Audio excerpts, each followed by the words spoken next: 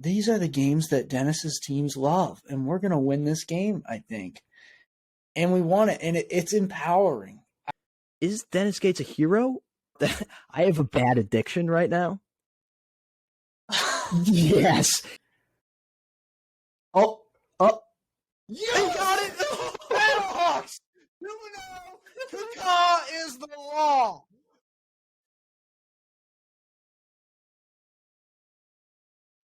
Welcome back to episode 51 of the Show Me Show podcast.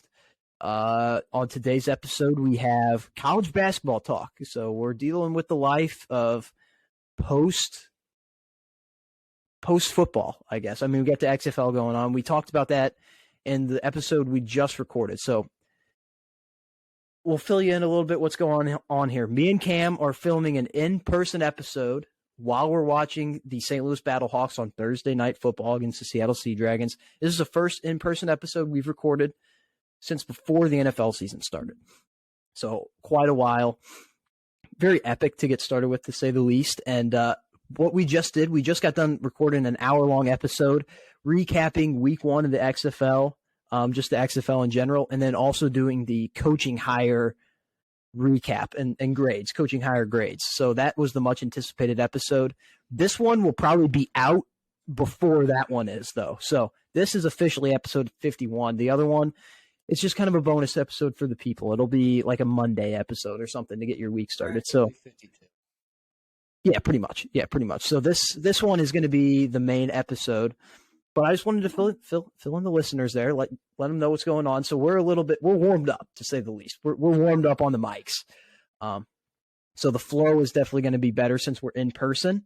There might be a slight echo when we're both talking at once. So hopefully we won't have to deal with it. Hopefully it'll all be fine. Riverside is really good with blocking that stuff out, but nothing's perfect. So let's get into this episode a little bit here. So we got college basketball talk because we are getting to that time. This is the final weekend of the regular season for a lot of teams. Obviously the big conferences, they still got another week, the Power Six, but for a lot of the small conferences, this is the last weekend of college basketball. Some of them start their conference tournaments early next week. Other ones are later next weekend. I think it's the Atlantic Sun is the first conference to start. And then the Big South follows up shortly after, along with the SWAC, I do believe. So kind of a sicko talk. This might be a very sicko episode. Just a warning. If you're not a college basketball sicko like me and Cam, you might be not as amused. But heavy college basketball episode. And then we'll also finish with segments. We got some tough scene of the week to close out the show. This is probably going to be it'll be a shorter episode just because we got them recording an hour-long episode not that long ago. So, and also the Battlehawks are on. So we just had a college kicker moment with them where Hageman just clanked off the goalpost. But Double college kicker moment, though, because then he made the next one. Exactly. So, but yeah, anyway, college basketball talk. So if you've been a listener for a while, you remember the simulator that we did for the NFL. It was very bad. I mean, it had the Falcons winning the Super Bowl one time. So just put that in perspective. I'm pretty sure the Falcons have like the 5th overall pick or something like that. So just to put things in perspective, it's not exactly the greatest, but I did run a full tournament simulate. I found another simulator for college basketball. It's very similar to the one we use for NFL. I ran the Jerry Palm bracket for CBS Sports, and UConn defeated Purdue 81-80 in the championship of that. And then I proceeded to run another bracket, this time the Joe Lunardi one from ESPN and West Virginia. I forget who they beat. I think they beat Houston. But yeah, West Virginia and UConn are the two champions right now, which is bizarre, but I can't say it's shocking because one thing about college basketball this year is that there's not really a clear favorite. And right now, I think the consensus, I mean, they're ranked 1. Tons of parity, yeah. They're ranked 1 right now. They have the best odds on all the sports books to win the title. That is the Houston Cougars, and they are not in a Power 6 conference. So this is like a very, very weird season. Not as weird as the 2021 that got canceled because of COVID, in which San Diego State and Dayton were both 1 seeds. Just think about that. San Diego State and Dayton were 1 seeds. That was what a time that was. Was that Ain't No Stoppin' Obi Toppin? That was Obi Toppin. And San Diego State just had a juggernaut of a team. That team reminded me of like yes, the Blues lost. They lost in overtime. Let's go, baby. The tank is on. 3-2. 3-2. We lost. That's good. Tank, baby. I was just about to say, those teams, like, their guard play. Oh, my. Not to be gross here, but. No, never mind. I'm not going to say something gross here, but I just want to. Their guard play was awesome. That San Diego State team from, I guess, 2019, 2020. Turnover, too. Battlehawks turnover. Hell yeah. But those teams are, like, reminiscent of, like, running Rebels, UNLV teams and stuff like that. But that was a sicko year. If you want to talk about just sicko years in general. I will never forgive COVID for that, for taking away that tournament, because that was going to be one of the most disgusting NCAA tournaments of all time. Though.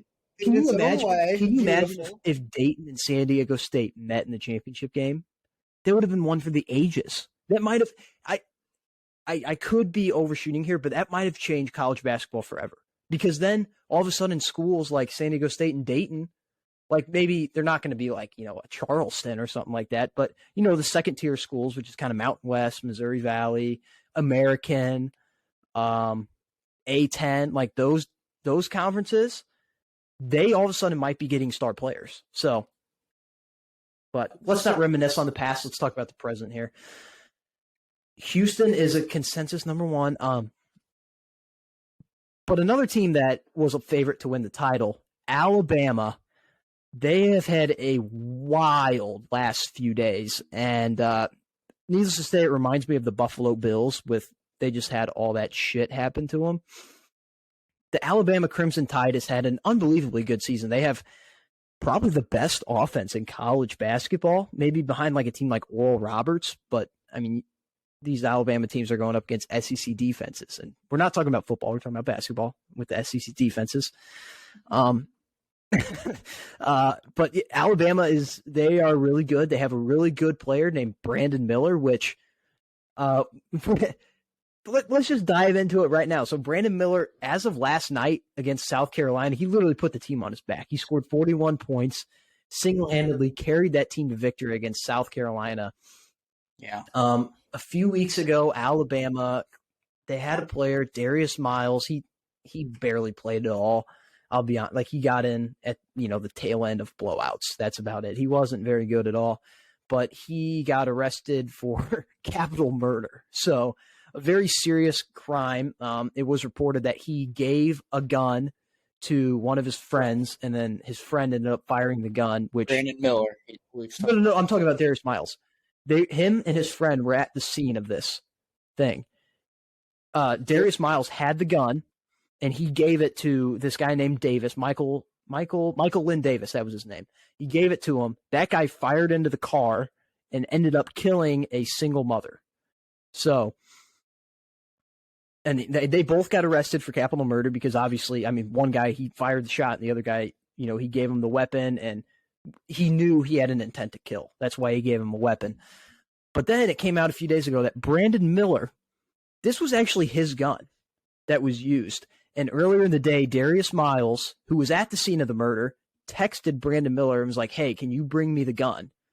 And Brandon Miller was like, "Yeah, sure, bro. I got you." And he brought him this gun. Now, what is unclear is we don't know if Brandon Miller, this is the best case scenario is that Brandon Miller didn't know what he was going to do with this gun, and he just gave it to him because he was his teammate, he was his friend, and he just gave it to him out of goodwill. He maybe thought he was going to use it for like practice. I don't know. This is the best case scenario I'm going through. It's not a good best case scenario, but it is the best case scenario. And then, the worst case scenario is that he knew exactly what he was going to do with it. And that, which was kill someone. So this is a very wild situation. And then, the Nate Oates thing, if you want to talk about the Nate Oates thing, where he basically just said, oh, yeah, he was at the wrong place at the wrong time when he literally supplied a murder weapon. That's just but this is just, Alabama, they're so good, and they just have to deal with this. And Brandon Miller is a really good basketball player. He's going to be a lottery pick. He's actually been talked about being a top 5 draft pick in this year's draft. And no matter how good he is in the NBA, he is always going to be known for this. In the world of social media, this doesn't go away. You think about a guy like Ray Lewis, how Ray Lewis was one of the most dominating linebackers of all time, one of the hardest hitting linebackers ever, a no doubt Hall of Famer, 2-time Super Bowl champion. And what is he known for? He's known for killing someone. Killing people on the field and off the field. Exactly. O.J. Simpson, one of the greatest running backs of all time. What is he known for? Killing his wife and her boyfriend. Now, granted, that was a much bigger story, so that's a little bit different. But, you just see some of these guys that go on to have great careers, and they're just known for this. And this is what Brandon Miller is going to be known for the rest of his career. No matter how good of an NBA player he becomes, he will be known as the guy who supplied a murder weapon to kill a single mother. Yeah. He has a lot of time to help his case, help his reputation. But yeah, it's a tough scene. It really is, because what we know right now is, like Luke said, it's unclear if Brandon Miller knew of the intention to kill that night of the single mother. Like Luke said, like Darius Miles, when he handed him that gun, he knew what was happening. That guy, what was it? When Michael Lynn Davis. And actually, he knew exactly, because it was quoted by multiple witnesses that when he handed him the gun, he said, "There's one in the head," meaning there's a bullet in the chamber. So like it's ready to fire whenever. He knew exactly what he was doing. So, but he's arrested for capital murder. He's probably going to go to jail for quite some years, I would imagine. Maybe not as many as the guy who actually fired the gun, but he will probably be in jail. So and don't get us wrong, although Luke might be one someday, neither of us are lawyers, so we have no idea what Alabama's laws are in terms of providing murder weapons, especially if you didn't fire it. I also don't know what, because I'm pretty sure, can't you have like a big firearm once you're 18, but you can't have like a Glock? I think that might be a real thing. I know in the state of Missouri, you can't, because in Missouri there's a concealed carry, and you're allowed to own a gun, but you can't conceal carry it until you're 21 years old. Mm-hmm. I don't know what it is for Alabama. I really don't know. Yeah, I could not tell you. I'm not from Alabama. I don't know anyone from Alabama, so I have no idea. Well, Hunter Barton. True. There could be some other laws in place besides just providing the murder weapon. But one of the bigger stories here out of Tuscaloosa is this mantra that Nate Oates is putting on, this wrong place at the wrong time type of situation. It's become a huge viral internet meme, especially amongst college sports community. Hell, what a catch. Oh, I wonder if they just got him for the push off. That guy's an NDSU grad, by the way. But anyway, so Nate Oates, obviously, Luke, not handling the situation as he should. And this isn't the first time. It wasn't just he didn't handle it as he should. He handled it terribly. And part of me thinks he might have got flustered, but yeah. This is bigger than any other off-court stuff he's had to deal with in his career, because, like I just said, he's had some other stuff not nearly as notable as this one over in a short time span there. It had nothing to do with capital murder. Yes, exactly. It's a tough thing to look at because, I could almost see a guy I'm not 100% sure how Nick would handle this, Nick Saban.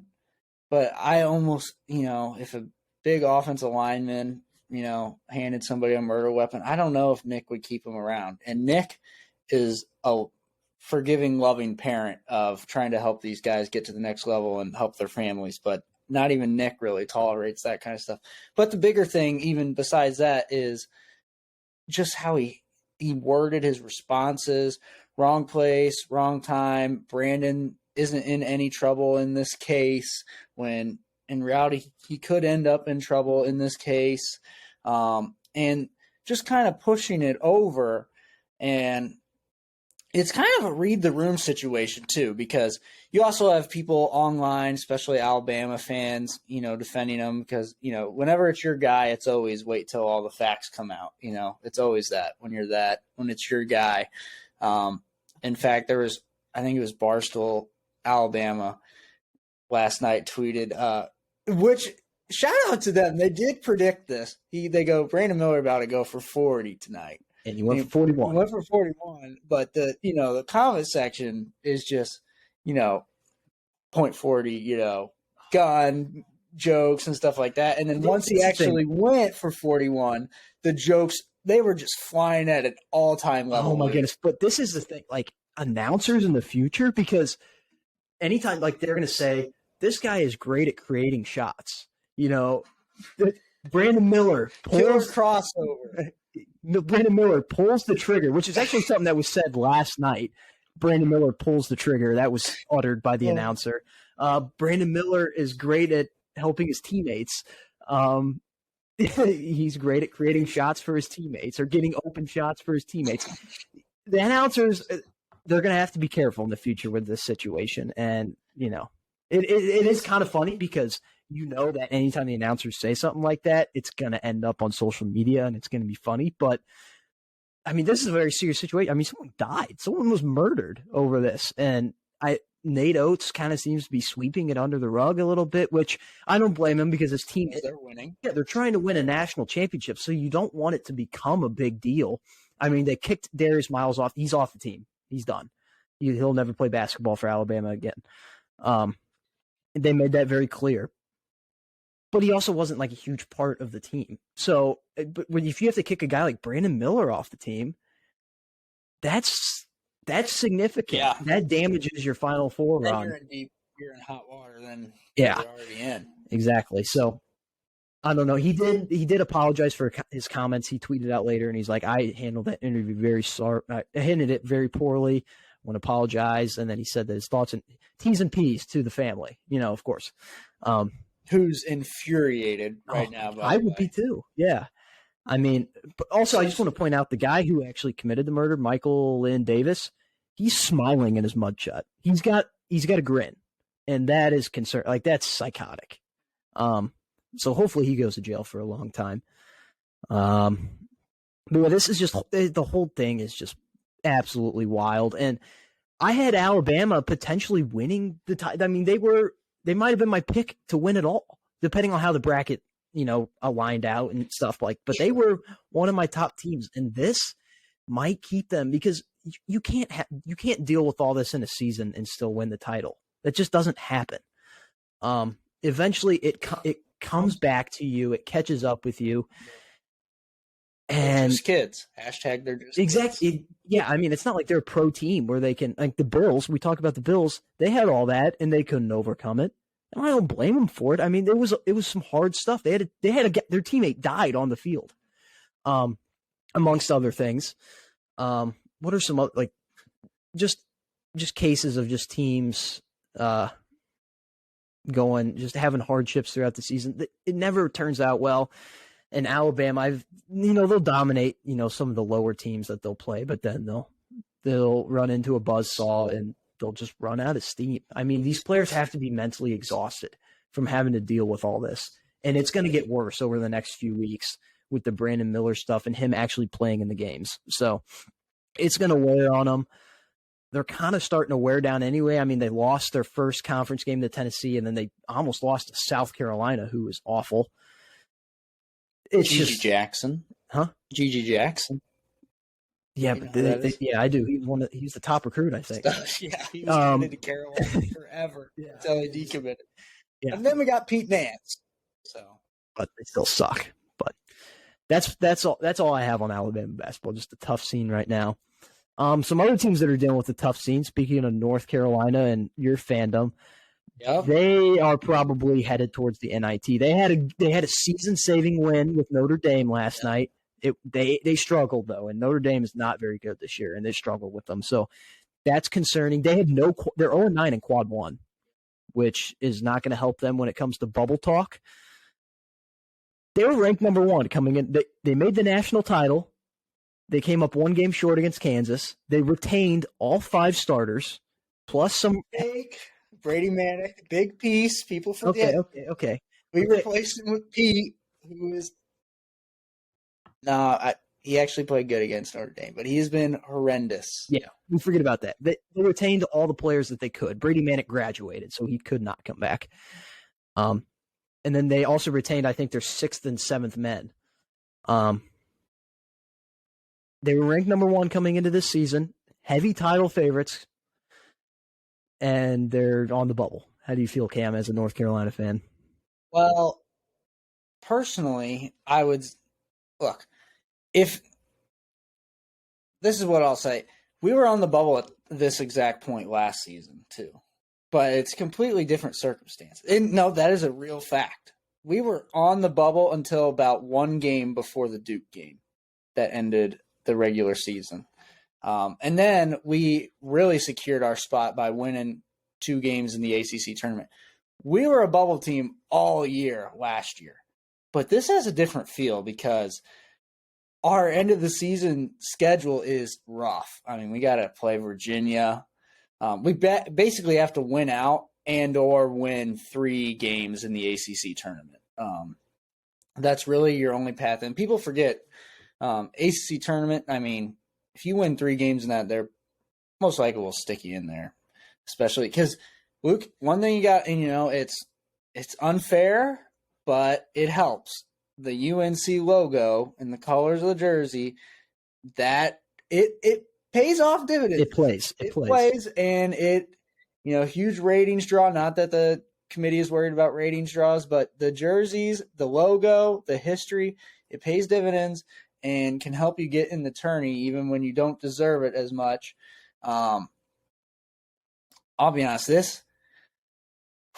this team is hard to watch, and I have watched them a lot. Sometimes I actually take the night off from watching them, and usually we'll watch other things or just do schoolwork only. But lately, I've watched them pretty much every single game for the past couple of weeks, except the NC State game. I had to just listen on the radio on the Go Heels app, but and they lost that one, of course. Here's how I feel. I always talked about with UNC how when they brought their A game that they brought multiple times down the stretch last year, they're a Final Four team. And Luke definitely just won a bet over there. Eastern Washington, baby, undefeated in conference. I have seen that one A team, North Carolina team, I think once, and it was just a couple nights ago, actually. I'm blanking on the game, but Clemson. They beat the shit out of Clemson, and it looked like that team from last year at times. But they've only had like 1 or 2 of those games this year, and that's all they really had of those types of games before the NCAA tournament last year either. So they've got time, actually, believe it or not. Like Luke said, it's this weekend and next weekend still of games left. But the problem is they have to turn the corner really, really quickly, and it's hard. And there's a lot more pressure on them this year compared to last year. Last year, first year without Roy Williams, nobody really expected anything, especially if you watch the regular season. Very similar regular seasons, by the way, although they won actually a few more important games last year, which is also why this is more concerning this year. And like Luke said, bring everybody back except Manick pretty much, and a couple of guys left due to lack of playing time. But you also count on the factor that guys get better, like Puff Johnson and RJ Davis and hopefully Caleb Love, but really they've been kind of stagnant. I would say the only guy that really got better is probably Puff Johnson and Armando Bacot. Bacot got better every single year he's been a target. His jersey should hang in the rafters, but they have strict rules at Carolina on who gets to hang in the rafters and who not. I'm pretty sure you have to win the Wooden Award to hang yourself in the rafters. I mean, they have a very rich Terry history. Bradshaw. I mean, I need to say hang yourself, but hang your jersey in the rafters. Terry Bradshaw. But yeah, pretty strict there. So yeah, that's where I'm at with Carolina. It doesn't feel great at all, by the way. And I have way less confidence in this team than I did last year with the other team. Now, we do get Duke at home, but I liked our chances better in our game against Duke on the road at that point in the season where both teams were at. They were both pretty similar, and Carolina wasn't playing nearly as bad as they have been right now. And it was Coach Shire's first game against Carolina at home.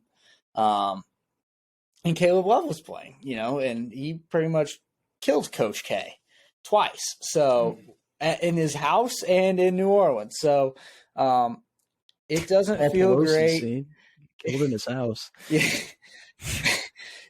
Like, I'll just say that it doesn't feel great. Honestly, if I was a betting man, it might have a plus sign in front of it, but I would probably take the Heels not to make the tournament, which is insane. When, like Luke just said, they were in the title last year. And I think the last time that happened actually was when after UNC – I'm sorry, no. Last time that happened where a team went to the title and then I think had to go to the NIT the following year was Ohio State. Ohio State lost in the national title and then had to – because I think they lost to Florida, and then following year. That was the year that Florida also retained like all 5 of their starters, and then they went back to back. Yeah. And that NBA guys too. Yeah, that was the same time they had Tim Tebow on campus. Like that campus and Aaron Hernandez. Yeah, was rocking it precisely around 2006, 2007. That was a great time to go to Florida. Yeah. So yeah, last time that happened, Ohio State, and they actually won the NIT. If we go on a run and win the NIT, it would be ecstatically funny to win the NIT. But, that would be so. I would be infuriated. I'd be like, we should have been in the tournament. Oh yeah, if we win the NIT, you're just like, this was the stretch run we were looking for. But I will be rooting hard for them to get there. But another team I'd like to talk about, Luke, is our Tigers. Yeah, I want to talk about our Tigers. One quick note before we get to the Tigers. Sure. Kind of has to deal with the Tigers because we beat this team already, but. The Kentucky Wildcats kind of remind me of UNC last year. Like, kind of start off strong, but then a bubble team the entire year. And then towards the end, you pick up some big wins and you kind of secure your spot in the tournament. Now, I think this Kentucky team is actually a little better. Yeah, I don't think they've been a bubble team for a couple weeks now, though. I mean, they've kind of worked their way off the bubble. Yeah, they've been pretty damn good. Especially since they beat Tennessee. Twice. They beat up twice at home and on the road. They've secured their spot. So that's why I think, and they were ranked like top 5 coming into the year too, whereas Carolina wasn't even ranked last year. So yeah, that's why this Kentucky team they're playing with a chip on their shoulder too from last year. I mean, Oscar Tshiebwe, reigning player of the year. Let me keep that in mind. He could have went in the draft last year, probably would have went top 5, if I had to guess. Hell no. No. He probably would have been a second-round pick. Player, really? Yeah. Off of NBA scouting talent, he would have been probably second-round pick. I get what you're saying. He was the player of the year. His game doesn't really translate as well. It's kind of like, like a Luka Garza. Yeah, although he's a player of the year, but it's doesn't play in the NBA. A player to give you an example, like Lawrence Tillman, Mizzou player. You remember him? Jeremiah Tillman? Yeah, sorry, Jeremiah. I always get him in the linebacker for the Steelers because I watched them both a lot. But Jeremiah Tillman, little boat out of East St. Louis, was a played for the Tigers all 4 years. And I used to think the same. That's when it kind of came down to earth for me, and I realized some things. Like he doesn't have a spot in the NBA. You know, he doesn't have an NBA game, and that's what a lot of people say about Oscar. Now, personally, I think Oscar, he would be able to play in the NBA. Like he might be He's a dog. He would be probably a long time journeyman. You know, probably a 1 point, maybe like an Alex Len. yeah, like you know, kind of like a 1.7 points per game, 2.3 rebounds per game. Butler, our guy who has dropped multiple touchdowns, just caught a huge crossing route for a touchdown for the Battlehawks. Battlehawks up in the fourth quarter. There we go. Battlehawks are a fourth quarter team. They are. They're a 2-minute warning team. What can we say? But yeah, college game just doesn't translate, except when you're like Jason Tatum and Trae Young. Yeah, when you're like that, when you're those guys. When you're the bona fide star out of high school. Yeah, like a lot of times in high school, you'll know whether or not the player's going to be good or not in the NBA. Like Jason Tatum, we knew. What are some guys like that's recently? What the stars rating is all about. Yeah. 5 and 4. So yeah, I mean, what are some guys recently that I'm trying to think of? Man, he almost had foot down. Guys of recent, the Purdue guard that just Carson Edwards? No, the one that went to the Pistons. Jaden Ivey. Jaden Ivey. Oh, yeah, that's true. He was good. Chet Holmgren. Yeah. I think of just a lot of Duke players. Jalen Suggs. Hate to say that. Yeah. Duke. I think of a lot of Duke guys, you know, the RJ Barretts, the Marvin Bagley. Cam Reddishes, Zion, yeah. Marvin Bagley, I will forever and always say this. Trust me, I hate Duke just as much as the next Carolina fan, but him and Zion, because Zion barely played at Duke ever, Marvin Bagley was a freaking stud at Duke. And like his bounce at Duke, I was like, there is no way this guy is not going to be a 20 point per game a night guy in the NBA. Turns out it was actually a case of he just didn't translate and make that jump very well to the next level. But because there's just so many other guys, great athleticism like him. But and I compare it to Zion because they're like one right after the other. But his bounce, like when he would miss a shot off the board, he would just right back up and get it and then put it in. And it was extreme athletic ability, sick hair, just a bona fide stud out of high school and at Duke. I thought he was a for sure hit for the Kings. Turns out not so much, but wow. I mean, yeah, that was a little tangent there with the college players, but it's important because Tshiebwe, this could be a player because he, like I said, reigning player of the year. This could be a guy we look back on during this tournament and we could be like, how on earth did we forget that he played for Kentucky and was a beast? Probably because he hasn't been as good this year, though, and that's just a fact. That's just a fact. Oscar Tshiebwe, there'll be games where he gets like 20 rebounds, and that is unheard of in college. Like in NBA, it happens sometimes, but in college, you don't hear about that. The great big men, though. I mean, one nice parallel to your comparison. He's great. The great big man. Look at this guy's a cousins of Andrew and Aaron Harrison of Kentucky. Remember those guards, the twins? Yeah. Who is? The guy that just caught the touchdown for the Battlehawks, Hakeem Butler. Really? The guy that keeps dropping it. Kentucky talk. Yeah. Kentucky, yeah, lots of Kentucky basketball, baby. Big Blue Nation. But anyway, the one parallel that is working out for your Kentucky UNC comparison, Baycott and Tshiebwe. Baycott is also a guy that if he gets really hot, he'll grab 20. I mean, he's had some games where he's grabbed 22. He's the all-time rebound leader in UNC history, which is a daunting list if you look at it, including the likes of Hansborough. So who's the other? Another parallel here, Tyler Hansborough. Didn't translate. That obviously, but Tyler Hansborough. He wasn't terrible. But it just didn't last very long. He wasn't a star by any means. Tyler Hansborough is the only other, at least in this century, reigning player of the year to come back for his senior season. Oscar Toshiba is the second. So there's that. How about that? That is actually pretty cool. Yeah, that's how rare it is too. Like this is the second time this century. So they usually just go, So look out for Kentucky in the NCAA tournament. Now, Missouri Tigers. They had a rough week last week, to say the least. They got their pants pulled down by Auburn. And then who did they play in the weekend? Was it I don't know. A&M. A&M. Yeah, they got their pants pulled down by A&M. A&M, and then we played Mississippi State. That was a fun game. That's a fun game.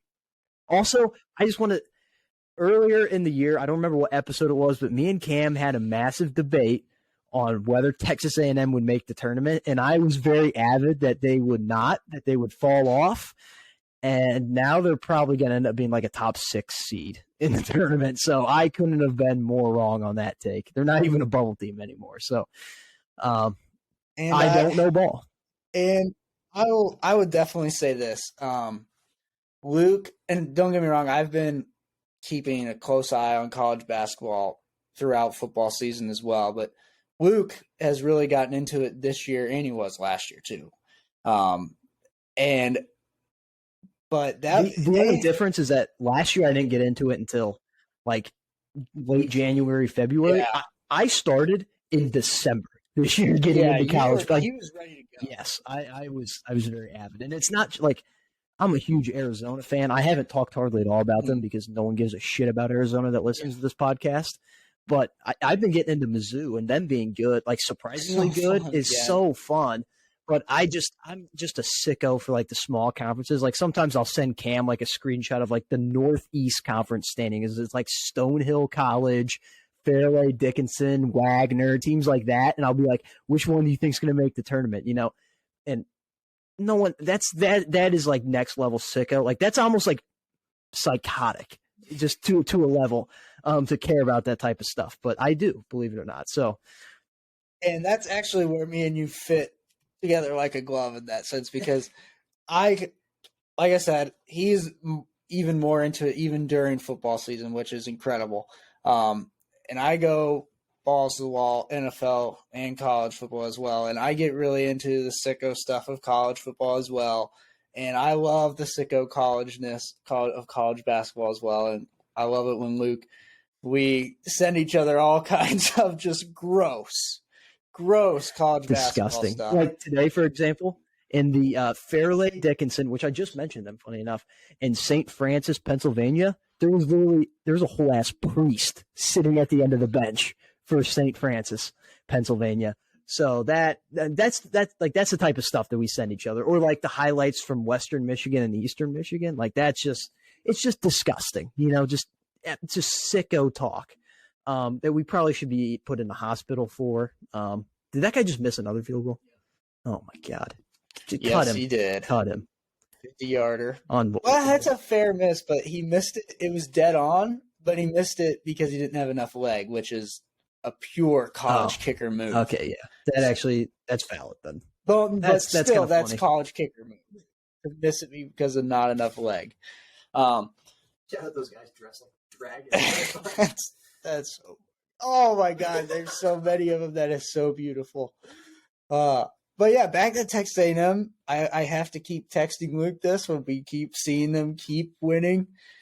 I wish I was more wrong on Texas A&M. I haven't had a hit like that in a while, but it was honestly just a couple of games at the beginning of the season where last episode we were talking about football and Bryce Young and CJ Stroud.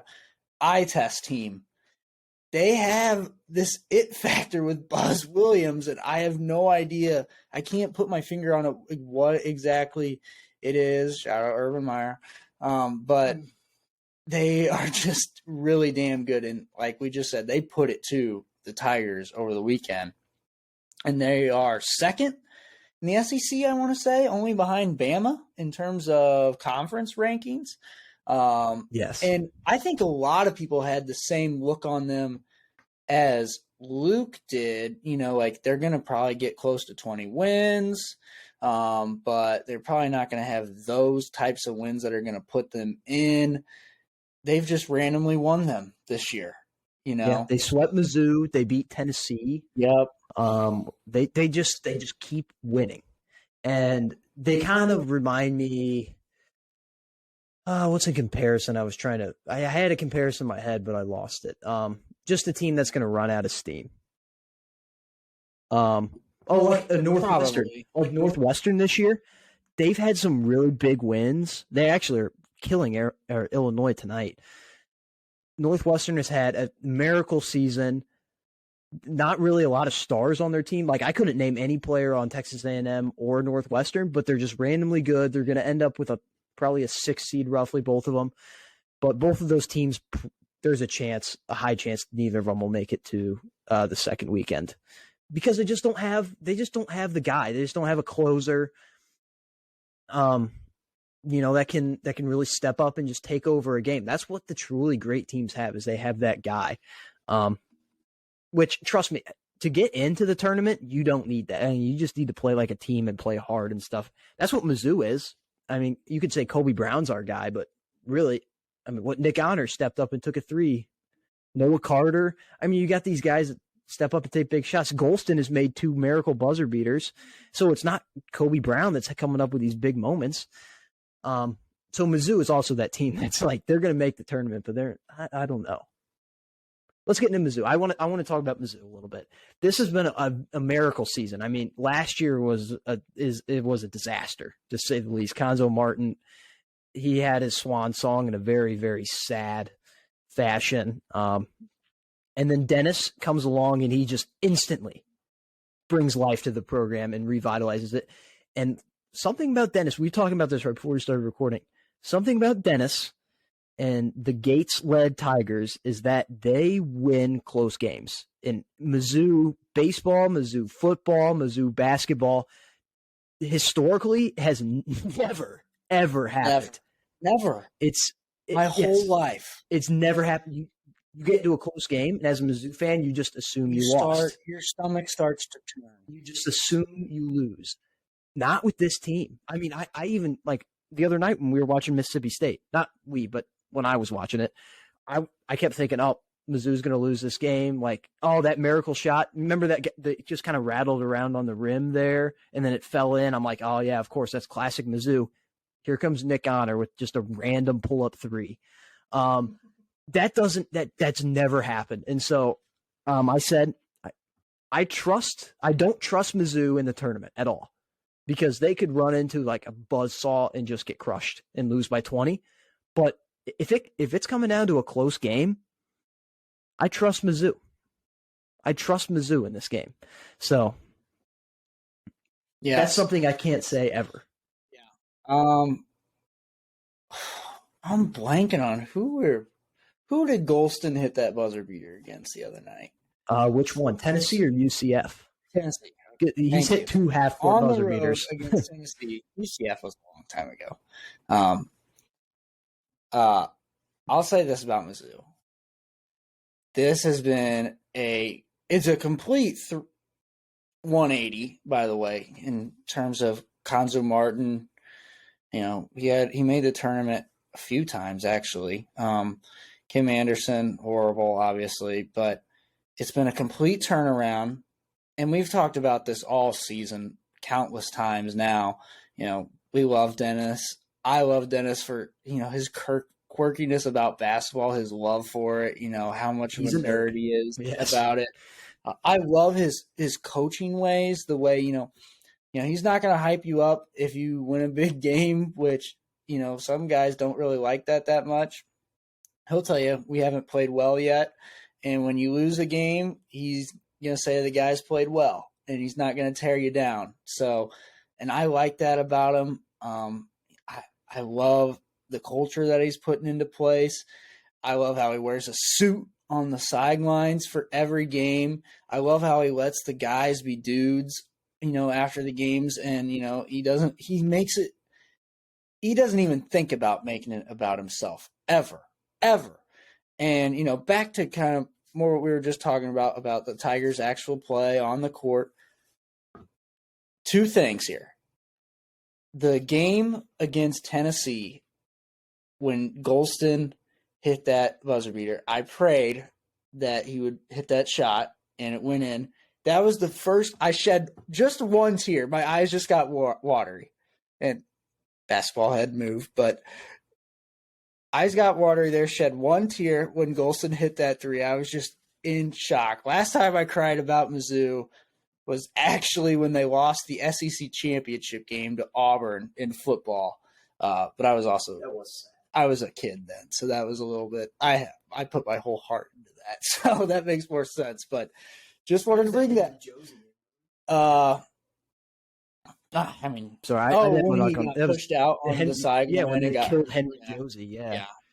Green Beckham had a sick touchdown before halftime. It was so sick. But anyways, so just reminiscing about that. So that makes you feel good as a fan. And Luke, that Mississippi State game was the first time I probably would say maybe back to those Mizzou football days that we were just kind of referencing. That was the first time, kind of pointing to what you were just saying, where I was like, I feel confident that we still actually might win this game. And I know you just said that you were going back and forth. You're like, okay, mailed in. Mississippi State's got this one. Same old Mizzou. And this does not apply for other sports because Drink, far from winning me over, even though I'm way higher on Drink than Luke is. Dennis Gates has gotten to my heart a little bit. You know, he had me believing even in that the depths of hell of that Mississippi State game, which, you know, not too crazy far down or anything, but I was just like, these are the games that Dennis's teams love, and we're going to win this game, I think. And we won it, and it's empowering. I've never felt that way about Mizzou basketball, you know, especially, you know, even when we had those great teams with Phil Pressey. So Sea Dragons just scored on a 4th and goal. On a dime. We are a 2-minute team. That's true. So but one thing about Dennis Gates, is it far-fetched that we call Dennis Gates a hero? I mean, you call the troops heroes, and they're heroes. You call, you know, certain types, like your dad is a hero to a lot of people. Is Dennis Gates a hero? Or maybe we take back a step. Is he on his way to becoming a hero? Like, he's not there yet, but he's certainly laid the groundwork. Luke, I'd say he's a hero. And I just say that just because for this reason. The dramatic turnaround of 1 year in one season, he was able to do this. He put a bunch of guys from Cleveland State together with Kobe Brown, and he put this together. I mean, I'd say he's a hero. He's definitely a hero in Columbia. Obviously, all head coaches are heroes in their towns, but I mean, he's an icon. We love him. He's a darling. He's become a Mizzou darling. Yeah. And like, that's why I said, like, this guy took freaking Cleveland State to the NCAA tournament. Like, who does that? Who takes Cleveland State to the NCAA tournament? That's unheard of. And then he's going to come and he's going to take Mizzou, who, by the way, was like not even in the top 10 in SEC predictions at the beginning of the year. They were favored to be bad. And he brought, you know, Kobe Brown. He retained him. He brought like Golston from Wisconsin, Milwaukee. He brought Nick Honor from Clemson, Sean East from Bradley, and then two guys, Gomillion and Demoy Hodge from Cleveland State. There's one guy I'm leaving out here for sure. From the depths of Africa? No, from the depths of JUCO. Actually, I think Sean East was JUCO too. Sean East was Bradley. He might have been JUCO before Bradley, but he did come from Bradley. And then obviously, you know, recruiting Aiden Shaw, that was a huge get too. So this guy, I'm not going to say he's a hero yet because he hasn't had a postseason. Yeah, I'm not going to call a guy a hero until a postseason. If he takes Mizzou, now this is like a near impossible scenario. If he goes to a Final Four, I'm giving him a crown. He's the king of Mizzou. If he takes his team to a Sweet 16, though, he might be a hero. That might be what it takes. Yeah. And I mean, as long as he keeps this consistently, like if he can consistently bring this energy to Mizzou, oh my God, bro, we might cook. We might cook. That's all I'm saying. Don't let Dennis cook. Actually, let Dennis cook. But yeah, I love this guy. And I think when we did like kind of our preview on him, because whenever he was hired, we did a small segment on him, introducing him. We didn't know much about him. I remember you were saying he was a basketball nerd, the X's and O's of basketball, and that he was from Chicago. So he's going to bring like the Chicago roots to recruiting. I don't think we expected this in year one. Neither of us expected this in year one. So this is insane. I'm excited to see what happens in the tournament. There were times where it was like Mizzou could be a 6 seed, but after their rough week against Auburn and A&M, they dropped down from that. Now they're in the 8-9 seed talk. If they finish out strong, which I don't think they really have anybody left, if I'm really thinking about it, because I think they have LSU left. They have Ole Miss. Georgia. Yeah, they just have bottom feeders of the S. So they should win out, ideally, in the regular season. They could. Georgia's on the road. They could lose that game. Hopefully they don't. They shouldn't really. I mean, if they want to solidify their spot, they shouldn't lose those games. And then if they win a game or two, if they win 2 games in the SEC tournament, we could get back up to that 6 seed line. So if not, we'll probably be around a 7 seed. If I had to put my money on it right now, I'd say we're a 7 seed, which would line it up perfectly to face Arizona potentially in the second round, because Arizona is going to be a 2 seed. That's not good. So Arizona's going to be a 2 seed. I haven't talked about Arizona a little bit. I'm going to briefly talk about them because I've held off talking about them all year. I just want to give like a minute or two on them. Last year I was heavy on them. They were the second overall team last year behind Gonzaga going into the tournament. They were a 1 seed. And I remember we did our bracket preview and I said, I'm picking them to win it all. I was so confident in that offense. One thing I forgot about is that you have to have good defense in the tournament. And we got stumped. When we played Houston, they had a damn good defense and they shut us down on offense. But this year, we're not as good. We got a guy, Azuolas Tubelis. He's been at Arizona for a while now, but he really broke out this year. Umar Ballo, who came with Tommy Lloyd from Gonzaga, he's broke out this year, big time. Our guard play is not that good, though. I mean, at times, we have spurts of good guard play, but not very good. So, inconsistent. It's kind of like... If Kriisa is a stud, it's rare, but... He is so inconsistent. If he has, like I'm telling you, if we can win the first 2 games without Kriisa, but we get into weekend number 2, we're gonna need him because we can't win without him. We can't go to the Final Four without a Kerr Kriisa game. But it's kind of like one more team that we need to talk about before we go to tough scene of the week is Purdue. I think people recognize Purdue as frauds because their entire offense is Zach Edey. We talk about, the players don't translate well to the NBA. That's literally Zach Edey. I mean, he's going to be in the NBA because he's tall and he's a freak. But if Zach Edey fouls out with 5 minutes to go in a tournament game, Purdue's done. They're done. Cooked. Yes, they will be cooked. Watching them against Indiana a few weeks ago, Zach Edey was in foul trouble, and when he was not on the court, they looked lost. And also, Matt Painter has literally had like no success in the tournament. The Battlehawks? Oh boy, college kicker moment incoming. But other than that, oh man, we have to pause the show here to live stream this kick, game-winning kick potentially. Austin Prohl, another huge catch here on that little slant route. What's this going to be? Carolina like a legend, by the way. North Carolina? Yeah, Austin Prohl. How about that? This is a 42-yarder, it looks like. He's going to miss it. I'm calling it right now. He's missing it. Taken in. But please, give me one. Made 44, missed 36, missed 50. Okay, here it is. Oh, they're probably going to ice his ass. They got 2 timeouts.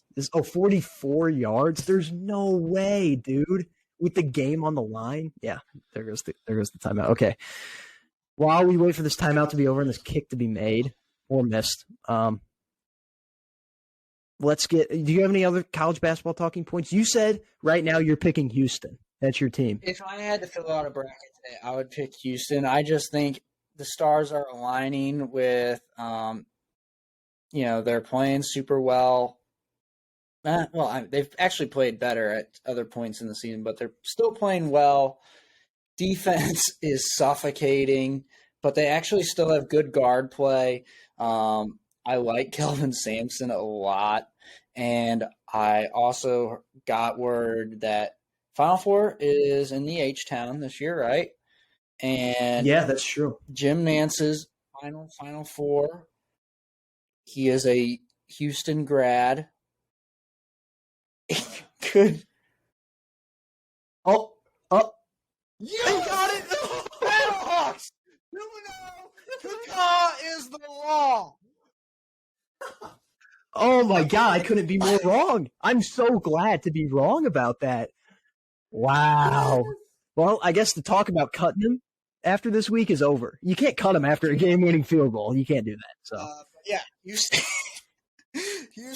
at least to the Final Fours to get Jim Nance's. And another note about the Battlehawks game, tied the over, 38-38. So covered the spread. How about that? Battlehawks 2-0. What the hell is this team, man? This is one fluke of a team, man. We haven't even played a home game yet. This is amazing. We don't even play a home game until like week 4. So exactly. Two. I will hopefully be going to opening day of that. So I've never been to an NFL game. So this would be the most professional of a game I've ever been to. Have you bought your tickets yet? Not yet. I probably should. I looked and they were getting expensive. You might have to give me that date. I'm feeling in. They're playing Arlington, the Renegades. Who's damn good. Are they? Yeah. Okay, well, we'll really be testing. This is just a fun team right now. The first 2 weeks have been so fun. Oh, man. There's just something about them. So the Sea Dragons fall to 0-2. They were actually a good team, like a prediction. Yeah. Like one of the favorites coming into the year. -4. Well. Yeah. All right. So I'll just name off quickly before we get to tough scene of the week here. My teams, I have a future on a lot of teams. By the way, I put a future on Arizona to make the Final Four just for fun. That it's not going to happen. Arizona hasn't made a Final Four since I've become a fan. So, but here's my futures. I have a future on Baylor. I have a future on Virginia. I have a future on Michigan State. That was kind of a fun one just because of really good odds. I put $1 on them. If Michigan State wins the title, I get 100. So that would be fun. And then I have a future on UCLA and a future on Kansas. So those are my picks to win it right now. I don't know who yet. It'll be decided when the bracket comes out, but that's who's in the lead for me at this current moment. And now let's get to tough scene of the week because we spent almost an hour talking about college basketball, which was needed. We haven't talked about college basketball very much. And yeah. And just so you know, one more thing. I'm bringing the thread back this year. If you remember the thread from last year, it's where I will have a huge Twitter thread. It'll be marked. It'll probably be pinned to my profile. It'll be like, this is the thread of eliminated teams. And every time a team gets eliminated from their conference tournament, I will say blah, blah, blah has been officially eliminated. So probably some of the first teams, because they're ineligible for NCAA tournament, is like Stonehill College, California Baptist, Bellarmine, like some of those teams, they'll be on the first tweet because they literally can't make it. So they'll be officially eliminated. And then as the teams get eliminated, you'll see it pop up on the thread. I had a blast doing it last year, so I'm going to do it again. It's a lot of work, but I've some misfires last year. Michigan? Yeah, you had some misfires. Michigan scared me. I did not expect them to make the tournament and then go on that little mini run that they went on. So not fun, but yeah. So Cam's pick is Houston. I have like Kansas, UCLA, Baylor, Virginia, and then the simulators picks, West Virginia and UConn. So the new brackets for bracketologies come out Friday morning. So I might just do more simulators and tweet them out, see who wins. But yeah, that's college basketball talk. Let's get to tough scene. Cam, you go first. All right. Man, I wish we could listen to what these guys are saying right now. Part of me wishes that we could have just paused there at the end just to watch this end. Man, I'm so happy about this Battlehawks thing. Awesome. Tough scene of the week. My first one here is my real tough scene. This one is definitely just for me. But it actually became a Twitter phenomenon. Happened to lots of people, including my sweet prince, Jameis. My Twitter got hacked for a short period of time. That if you probably, some people actually probably encountered this on their own. Somebody would send you a DM and it would just be this link. And if you clicked on it, just pull up like this little social media stalker page, something like that. Nonchalant. I fell for it because you DM'd me and you said Luke, and I clicked on it. It was like social media stalker, and I was like, oh, this might be something for the podcast to see like our viewership. So No. I clicked on the link, and then it popped up, and it sent me to like sign up, like sign into my Twitter. I did that, and it got to like the login screen. It was like sign into your Twitter, and I was like, I don't really feel comfortable with this, so I backed out of it, and then I immediately went and changed my Twitter password just in case. So yeah. So this is what I did. I entered my password. I did this so nonchalantly. So the person who got me with it was good friend Mark Hensley, Northern Illinois commit, and he DM'd me, and I'm like, Mark really hasn't DM'd me in a long time, so I just see what this is, and I just entered it in, nonchalantly entered my password, and before you know it, I sent out about 250 DMs about the same link, and my account was compromised for a short period of time. I also got back in and changed the password and whatnot. But so yeah, Twitter got hacked for a little bit. Had to text a bunch of people. People kept texting me like, "What is it that you just sent me?" And I would just send. I just had to constantly send. Please don't open that. Please don't open that. Please don't open that. Why'd you send this? I didn't mean to send that. Please don't open that, and stuff like that. So yeah. My other tough scene is the Colts hired offensive coordinator Jim Bob Cooter.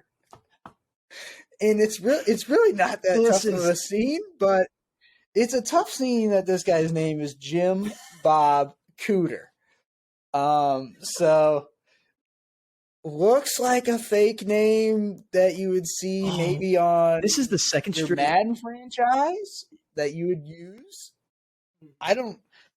It looks like a name in a Twitter comment section tweeting that LeBron has no real rings, or, tweeting some stuff that you would maybe find on like ESPN or some famous accounts, hidden Twitter replies, just some real messed up shit. That's the kind of name we're looking at here.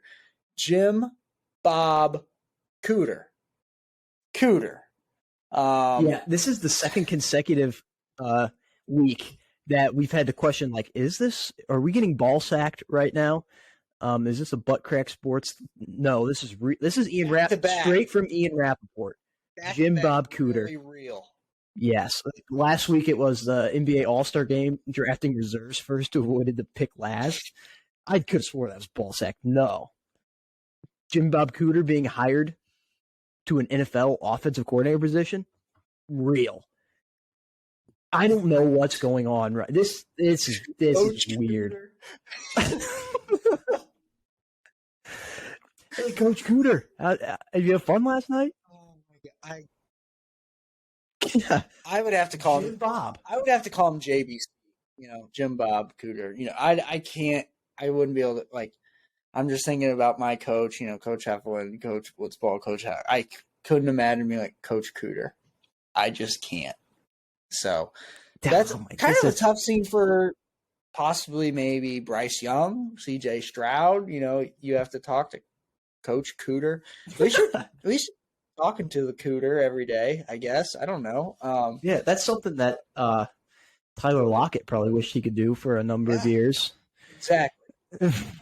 At least he can now. Shout out to Tyler Lockett. Yeah, shout out for marriage. Shout out to marriage. My next tough scene is Hartford is dead. My God. Hartford, is it Eagles? Is that what they are? The Hartford Hawks. Yeah, I'm sorry. The Hartford Hawks, I think, just 2 years removed from the NCAA tournament. So not Yes. last year, but the year before that, they made the NCAA tournament, and they are like 5-24 or something like that right now, and they are getting practically relegated back down to, I guess, D2. Yeah, so I actually read up on this story because I was interested in this. So they have long been in the American East Conference, and in 2021 they won the tournament as a 4 seed, won the Big East or American East Conference, and then they got their ass kicked by Baylor, which Baylor won the national title that year. So it's kind of an honor, you know. You get eliminated by the national champion, but the 16 seeds in the American East have been historically good with UMBC, by the way. I actually read up on this immediately after they lost that game. They went up to their coach in the locker room and was like, hey, we're moving down to D3. They voted on this before they went to the NCAA. Their board, their college board, like their athletic board or whatever, they couldn't afford it. Because there's requirements to be a D1 program. Like you have to have 12, I think it's 12. You have to have 12 D1 sports. And they couldn't afford it as a college anymore to have that many sports. And so they had to relegate themselves. And they voted on this before they made the tournament. And so they didn't tell anyone, but immediately after they got, like, the coach, the reports are saying the coach hadn't even left the locker room yet. And like people were coming in and being like, hey, we're not going to be a D1 program anymore. We're relegating ourselves. And so the American East actually kicked them out of their conference this year. They've like been playing an independent schedule, which is something you see in like college football with Notre Dame.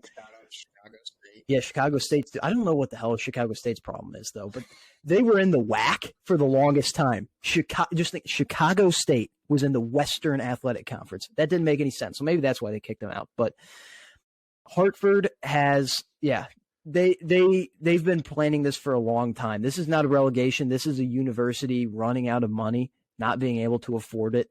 And shout out their coach for actually like sticking it out, because he hasn't left. He took a team to the tournament. He could have gotten another job somewhere else when they told him that, and he didn't. So he might now that they're going to D3 because he wants to coach D3 when you could coach D1. But this is a really sad story because D1 to D3? Yeah, it's not a even weird going move. to D2. Yeah, like That's wild. the last team to do this was Savannah State. They were in the SWAC, I do believe. He's either that or the Mid-Eastern Athletic Conference. Savannah State's a historically black college and university, HBCU, and they had to do the same thing. They couldn't afford it anymore, so they had to go down, and they actually skipped all of them. They're now like an NAIA school. And just 5 years ago, they were a D1 school. So that is like a very wild scenario. And, Hartford, they're done. But at the same time, there's so many schools moving up to D1. We kind of need some schools to go back down because we're getting like so many. I don't want to be that guy, but I'm going to be that. Like, it's kind of nice. That guy. Yeah, it's kind of nice to have some schools like go back down, But the Hartford Hawks are a very sicko team. But it is sad, They literally destroyed their program. So, and the problem with new teams, though, me and you were talking about this. Football or basketball, they're not even eligible. For what, 3 years? Yeah. For the big dance or for bowl games, conference titles. It's because the NCAA wants to make sure that they can establish themselves and sustain it. Yeah, and sustain it, which is something that Bellarmine might not be able to, because Bellarmine, if you remember last year, they won the Atlantic Sun tournament. They should have been in the NCAA. They should have been in the big dance, but they couldn't. And this year, they kind of suck. And next year, they're probably going to be even worse when they're actually eligible to make it next year.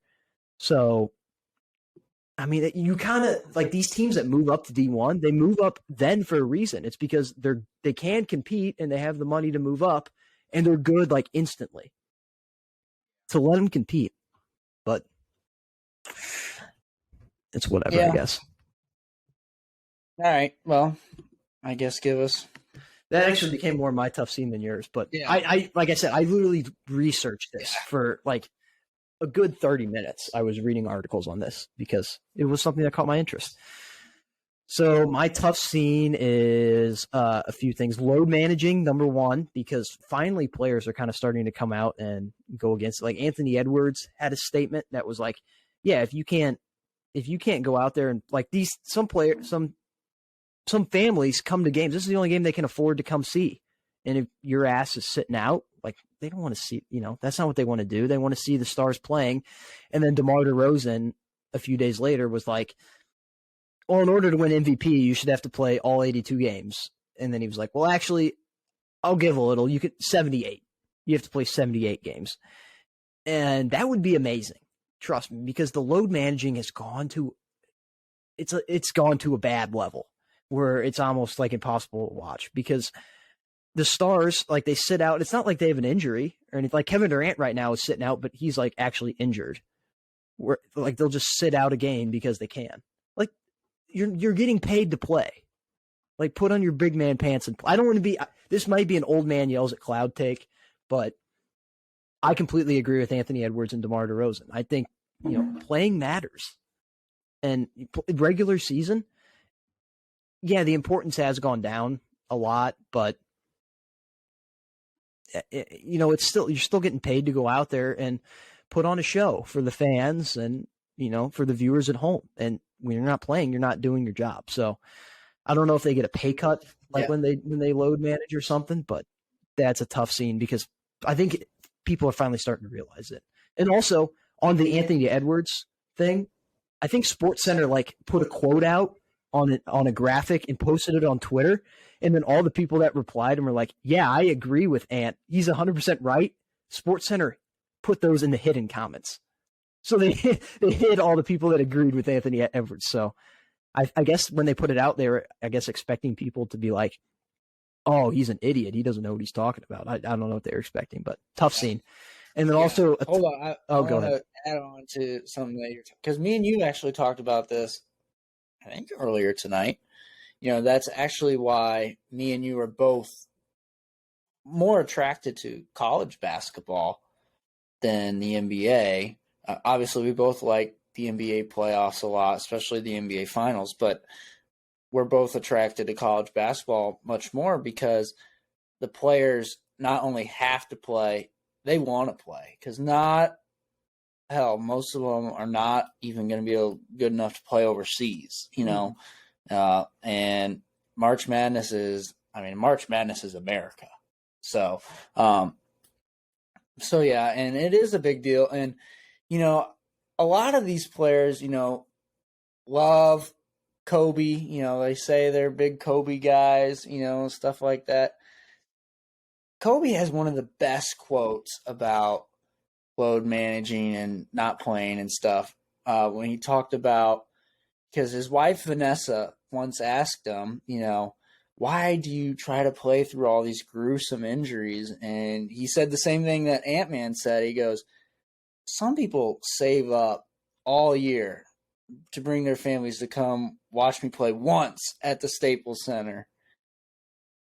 I'm playing for those people tonight and tomorrow, through those injuries. I think that's a powerful message. Fans, they always say, the fans, ratings and money, but they don't really matter. I appreciate the players that do care about the fans like the way Kobe did. So I appreciate Ant-Man's take. I actually agree with him. I agree to DeMar's quote to an extent. I think you should be able to win MVP, but some guys are going to miss games. They might miss a week, due to an injury, 4 games and not being able to win MVP if you only played 77. That's pretty harsh, but yeah, I get what he's. Yeah, I get where he's coming from. Yeah, I don't know if there should be a strict limit on it, but you should. It should be. You should have to play. Yeah, no, I definitely agree. So yeah, I think it's kind of, and like you said with the college basketball, for me, it's more the fans and the atmosphere of college basketball that makes it more exciting for me. But the load managing is a huge knock on the NBA. And then another tough scene I have is us, because mosquitoes are back and allergies are back. Like spring is kind of, Punxsutawney Phil was wrong. It is coming early. we may be in a scenario though where spring comes in March or spring comes in February, and then come March, winter comes back. That may be the scenario we're looking at. But spring is arriving. Allergies are in the air. I know it. I have really bad allergies. I'm kind of a bitch that way, but it just happens.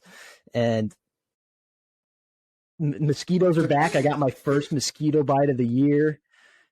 Just a tough scene. Luke gets shit on by allergies every year. They kick hard. They kick my ass. Let me tell you. There's usually 1 week. Dynasty against it's so bad. 1 week. Bad for them. 1 week every March, I just get destroyed. It's like Mike Tyson I'm in a fight with Mike Tyson. It's just unwinnable. So yeah, that's a tough scene. And then this isn't really a tough scene, but I did mention it on my Twitter. I know a lot of the listeners follow my Twitter, which is really stupid because my Twitter is really dumb. But I did tweet out that I have a bad addiction right now. And I don't know. Right now we're sitting here at 11 p.m. I can't believe it's that late already. 11 p.m.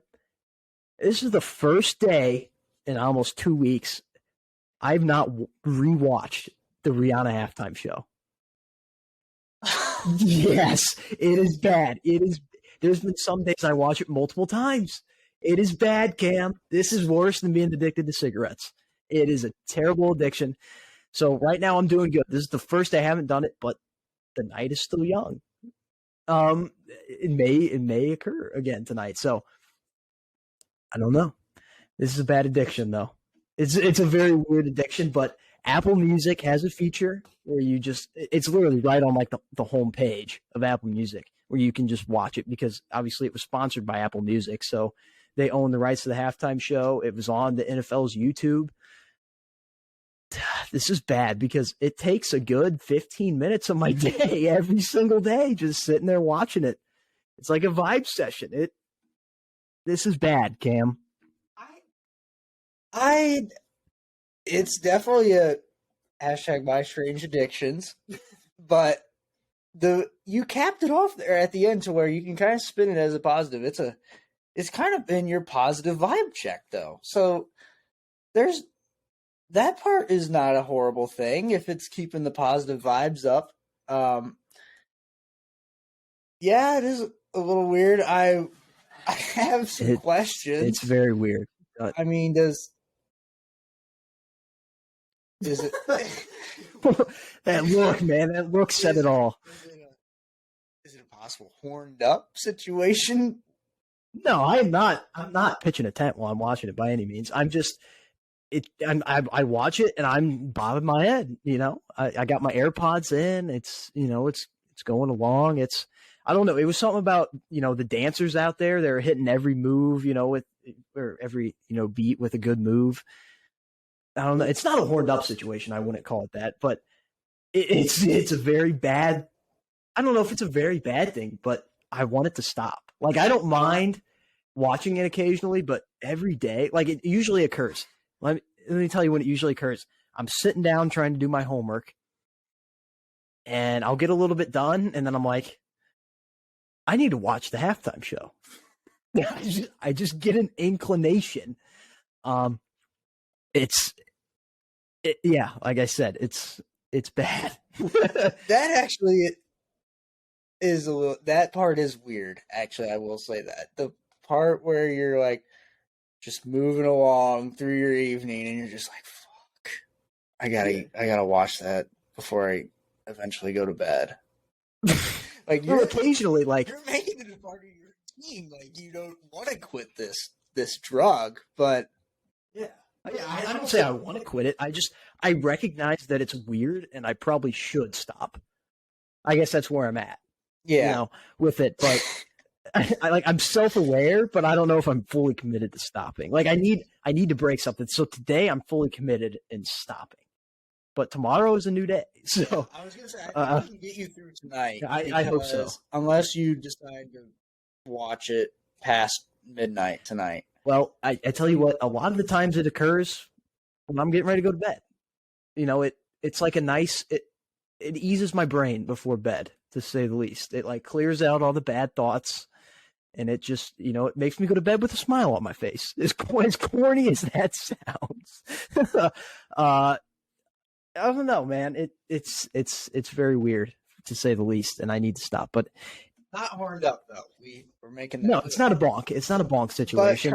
Well, even if you're not though horned up, I think it's still a bonk because 14 or however many days 10. it's been since the Super Bowl, and you've watched it almost every single day. Every single day except today. Yes, some of those days have been multiple times. Like I went to bed on Super Bowl Sunday, and what did I do? I watched the halftime show again. That's reasonable, but the continuation of this is like that's where. Yesterday I watched it 3 times. So that was my record. I haven't watched it more than 3 times. It's usually just a 1 time, occasionally 2 times.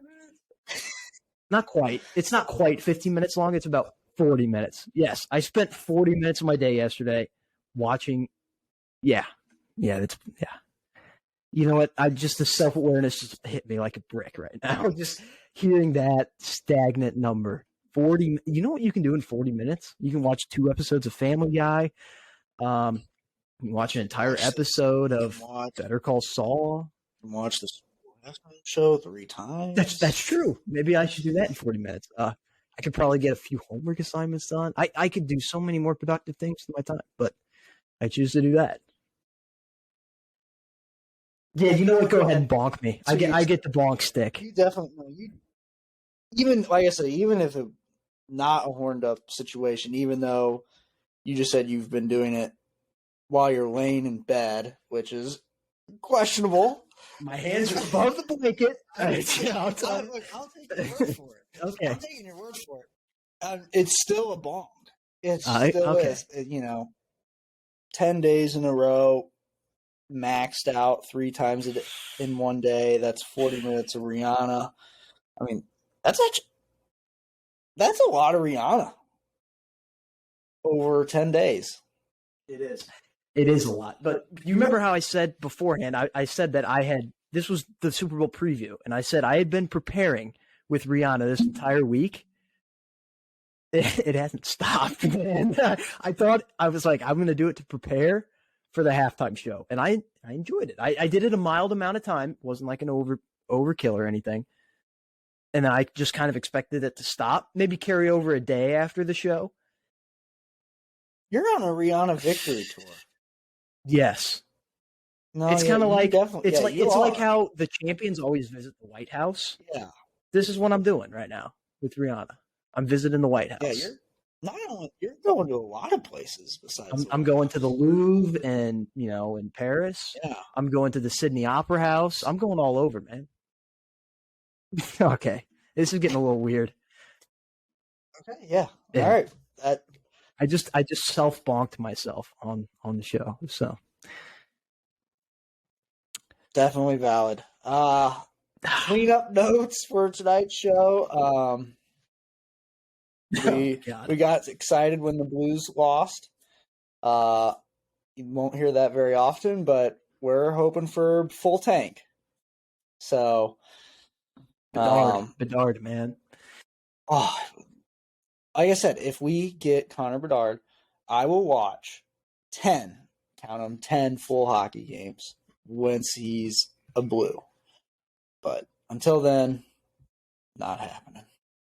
So that's pretty much our show. There's not a lot happening in the sports world right now. So college basketball. Spring training is starting. World Baseball Classic is on the way. Still a few weeks away, though, so not really something to get super excited about. But spring training games start when this comes out tomorrow, Saturday. So it'll be the first time we get to hear Chip Cary's voice on Bally Sports. So it's going to be interesting. But it's still, at the same time, it's spring training, so who really cares? The jerseys are nice in spring training. I will say that with the Cardinals, the red ones. That's about all I have for the show. Yeah. A lot of stuff to listen to if you're a listener. That's 2-hour shows for you. So yeah, this one's going to be about an hour and 25. And the one that we just got done recording is a little bit over an hour. But they will come out separate days. So if you're the guy, which there's probably not very many, but if you're someone that's like, man, I really wish there was more Show Me shows throughout the week.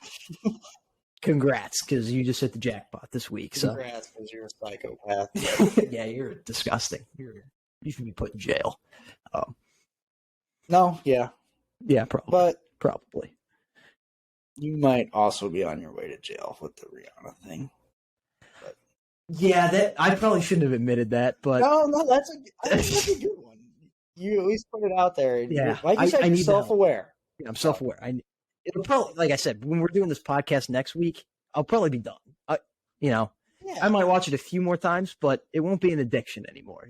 It'll just be maybe right now. I guess to say it's just a kick. It's just a kick right now. Maybe a bonk scenario, but it's just a kick at the same time. No 10. No need to be worried. So, all right, that's the show, guys.